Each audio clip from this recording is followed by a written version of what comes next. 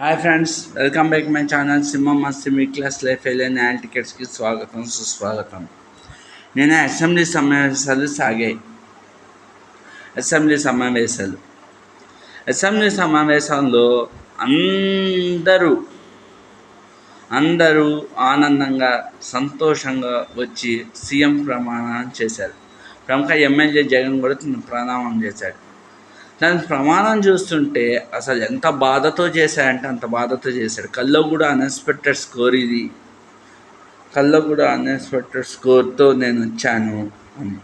అందుకని పవన్ కళ్యాణ్ ముందరే క్లారిటీ ఇచ్చాడు, నేను ప్రజా చర్చలు తప్ప నేను అంప్రాపర్టీ లాంగ్వేజ్ అయితే నేను మాట్లాడను, ఎవరిని పర్సనల్గా ఉద్దేశించానని చెప్పి.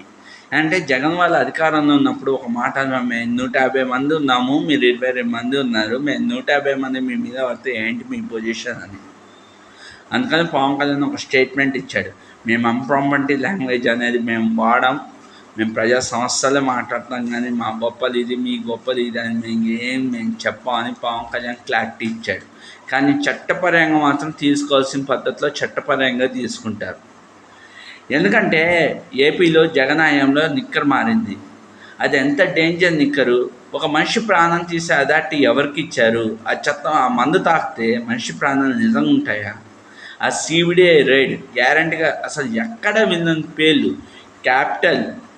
క్యాపిటల్ స్టేటస్, మళ్ళీ బూమ్, వీళ్ళ బూమ్ 1000, బూల్లో కొత్త పేర్లు ఏవేవి వచ్చాయి.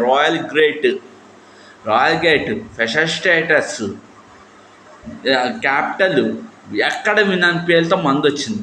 ఆ మందు తాకితే అసలు మనిషి ప్రాణానికి ఎంత డేంజరు,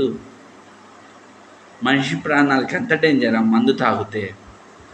ఎవరు ఉంచిన బ్రాండ్ పేర్లు పెట్టి కొత్త బ్రాండ్ అలవాటు చేశారు, పాత బ్రాండ్లు తీసేసి.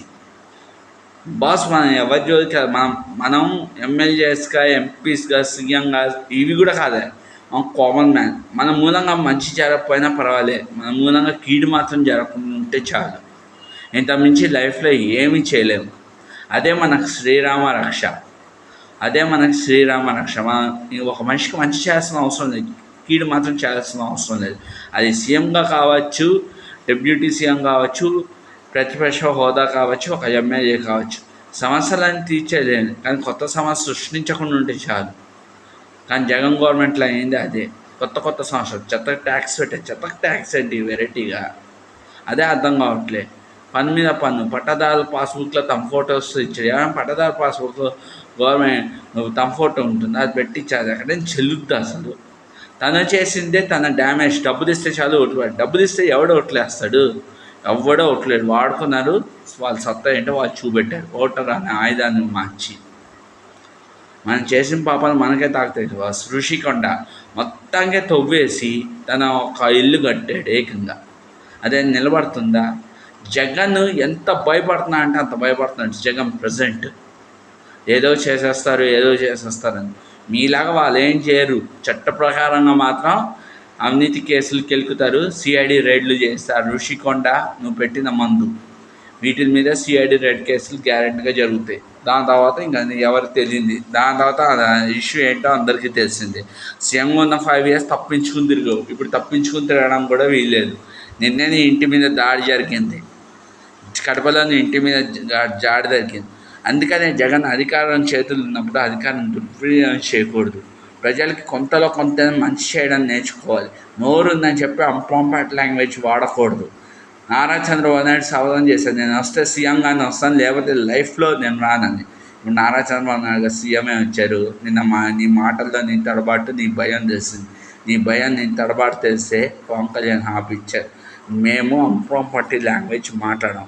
ఇప్పుడు మీరు 11 మంది 4 ఎంపీ స్థానాలు, వాళ్ళు 164 మంది, ఇంక్లూడింగ్ 20 ఎంపీ స్థానాలు. ఇప్పుడు వాళ్ళు వచ్చి మీ మీద పడితే ఏంటి మీ పొజిషన్? మీరే ఆలోచించుకోండి. వాళ్ళేమి మీ మీద పడరు, వచ్చి జస్ట్ సిఐడి రైడ్స్ స్ప్రెడ్ చేస్తారు. ఆ మందు మీద, ఋషికొండ మీద సిఐడి రైడ్స్ గ్యారెంటీగా జరుగుతాయి. దాని తర్వాత అందరికీ తెలిసింది ఏమవుతుందో. వీడియో నచ్చితే లైక్ చేయండి, సపోర్ట్ చేయండి, ఛానల్ సబ్స్క్రైబ్ చేసుకోండి. Thank you very much.